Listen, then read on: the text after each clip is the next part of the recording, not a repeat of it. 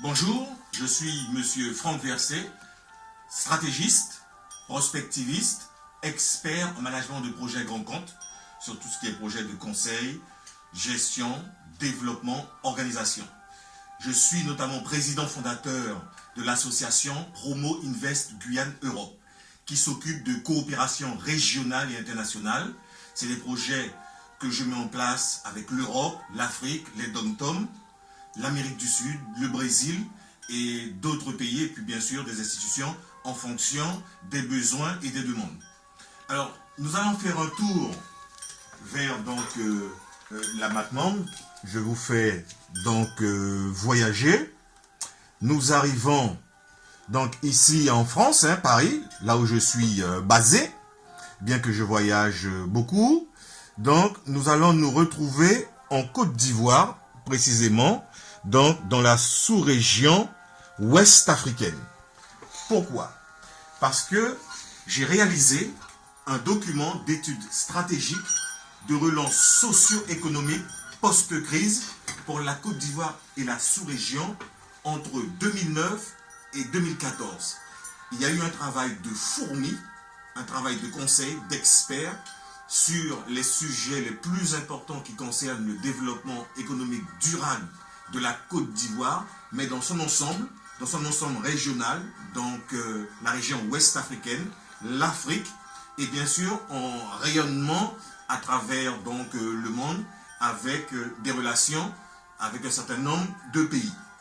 Donc je vais de ce pas montrer donc de manière, comment dirais-je, par slide, le travail qui a été fait, comment devenir un pays émergent dans le concert des nations, donc dans une décennie, 2 décennies, 3 décennies pour la Côte d'Ivoire, qui a déjà un potentiel intéressant. Les axes prioritaires, il faut créer le génie ivoirien, comme il y a le génie français, quand on parle du vin français, voilà cette culture. On parle aussi du génie américain. On sait que bon, tout ce qui est les grosses structures, donc McDonald's, etc. Donc ça a référence aux Américains ou quand on parle notamment de d'autres pays. Donc fiche 2, créer des relations économiques et politiques durables, à savoir créer des relations donc pour créer des projets intéressants, que ce soit au plan culturel, au plan social, etc. Construire donc la culture du réseau, parce que le lobbying de nos jours est très important, tisser des liens humains, accentuer l'exploitation du secteur minier sous la conduite du développement durable, profit, croissance économique, intérêts globaux. Investir massivement dans le secteur de la santé et de la prévention, mieux vaut faire de la prévention au niveau d'un État, au niveau d'une région, que d'avoir à mettre énormément d'argent pour les soins. Donc agir sur le préventif, sur l'information, donc sur l'anticipation. Le secteur de l'agriculture, une force dans le pays, comme on sait qu'au niveau cacao, donc la Côte d'Ivoire fait partie des plus grands donc, producteurs. Il y a donc le café, bon, il y a la banane, il y a un certain nombre de produits, il y a aussi les produits halieutiques, notamment les produits animaliers, porcins, ovins, bovins. Donc au niveau agricole et puis au niveau de tout ce qui concerne ce domaine, la Côte d'Ivoire est, je dirais, immensément dotée, mais maintenant il faudra apporter une mécanisation, une organisation du système. Je pense que tout ça est en marche. Le secteur du tourisme, qui pour moi est un secteur fondamentalement important, puisque la Côte d'Ivoire a de très beaux paysages. J'ai eu l'occasion donc de voir ça, puisque je me suis rendu à plusieurs reprises en Côte d'Ivoire, dans les régions, dans les villages, voilà, la capitale. Et donc pour bien comprendre, pour bien m'imprégner de ce pays, parce que ce pays, ce travail que j'ai fait, c'est un travail de cœur, avant tout. Donc, secteur du tourisme, développer les potentialités donc, du pays, et pour faire venir des stars, faire venir les hommes d'affaires, les politiques, donc sur des potentialités donc, touristiques importantes.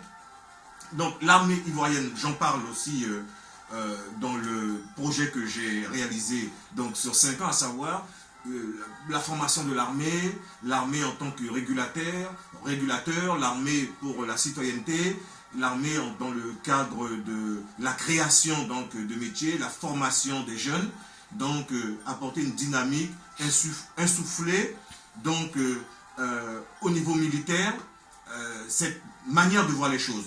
Je pense que tout ça aussi est en cours puisque l'État est dynamique et l'État travaille. Voilà, exportation de produits et de services, voilà, à travers le monde, ça c'est important, on sait les relations Chine, France, Japon, États-Unis, Allemagne, et puis bien sûr d'autres pays, notamment le Brésil, l'Inde, etc. Les BRICS, et les pays aussi qui viennent au fur et à mesure. Investir massivement dans le secteur de la recherche et du développement, image, rayonnement, compétition.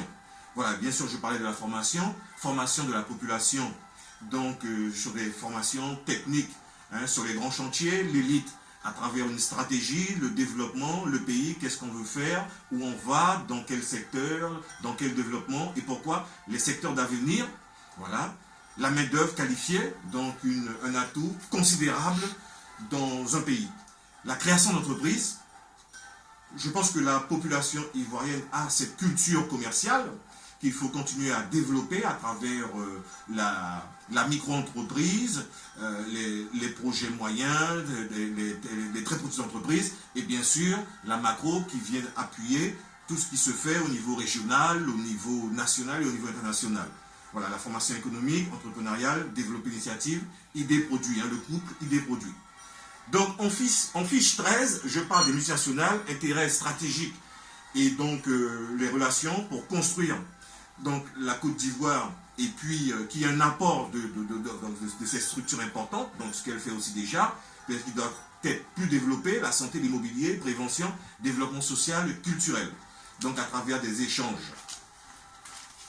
Et puis bien sûr, prendre sa place dans la mondialisation, donc l'Union africaine, Union économique et monétaire ouest-africaine, avoir une pensée globale pour cette Afrique, pour qu'elle se développe, pour qu'elle aille plus loin, puisque l'Afrique, c'est quasiment 1 milliard d'habitants.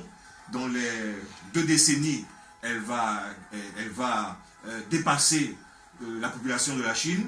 Donc c'est un continent d'avenir, ce sont des pays donc, en fait, qui se développent, hein, qui deviendront des pays émergents pour une grosse partie d'entre elles. Il y a un travail qui se fait, un travail de fond, donc un travail de corrélation.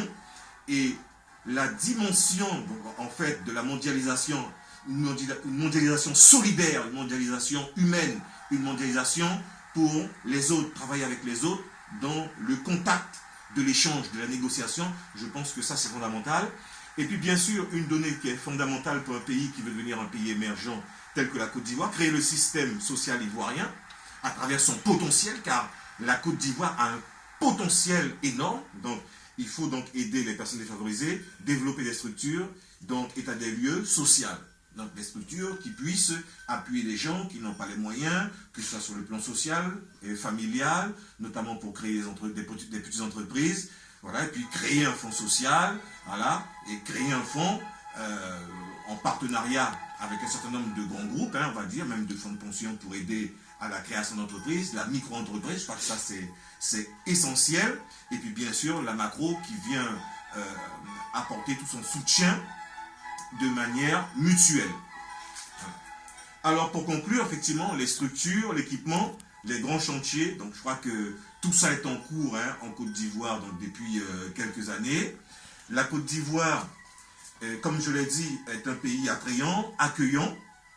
Donc l'étude que j'ai réalisée, donc créer le futur, l'Afrique et l'Occident, vitesse objective 2050, Côte d'Ivoire, vers de nouveaux possibles.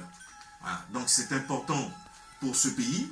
Donc j'ai créé donc, une quinzaine de fascicules hein, qui expliquent tout ça, et notamment je dis la Côte d'Ivoire a rendez-vous avec son futur, création donc de richesses, synthèse et solutions sur le plan stratégique international sur chaque fascicule, et j'explique chantier, construction, objectif, intitulé objectif, donc 30, concept et solutions, pilotage stratégique, éducation, formation sociale, culture.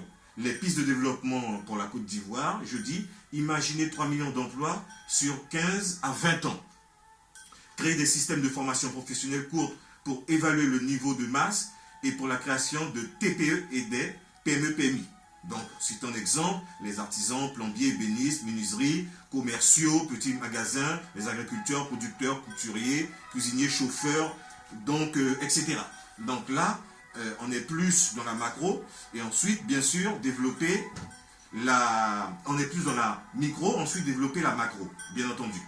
Voilà, donc il est primordial aujourd'hui d'avoir ce schéma d'échange linguistique, l'anglais, le français, le chinois, l'espagnol, et puis mettre en place, comme je l'avais dit, un certain nombre de structures.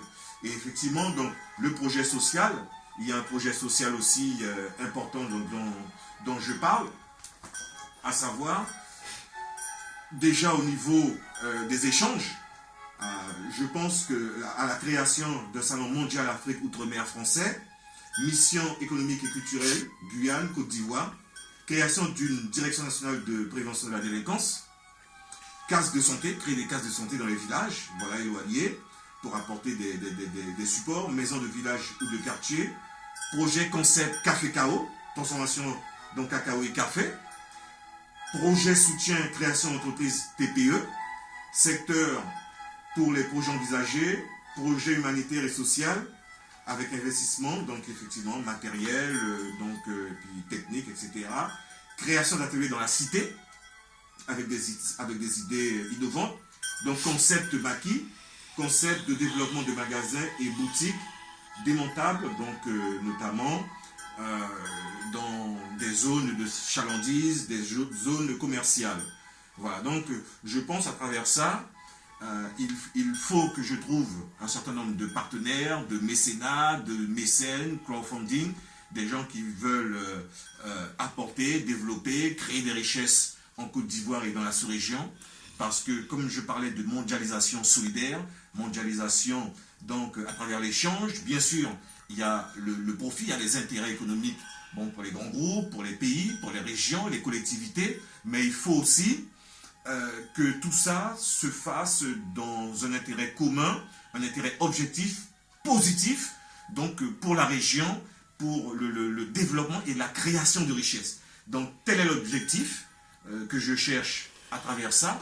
Donc c'est la raison pour laquelle il y a eu tout ce travail qui a été fait donc, sur 5 ans pour la Côte d'Ivoire, hein, comme je dis. Donc c'est un travail de fond qui a été réalisé avec une cinquantaine de consultants, d'experts, donc j'ai rencontré une centaine d'institutions, donc j'ai rencontré des personnes, que ce soit en Côte d'Ivoire, au Maroc, au Sénégal, au Burkina, en métropole, en Angleterre, en Belgique, dans les dom-toms, au Brésil, au Suriname, puisque bon, quand on fait une étude poussée sur un pays, il faut avoir la dimension de la géopolitique et de la géostratégie, mais ensuite, qu'est-ce qu'on met en place concrètement?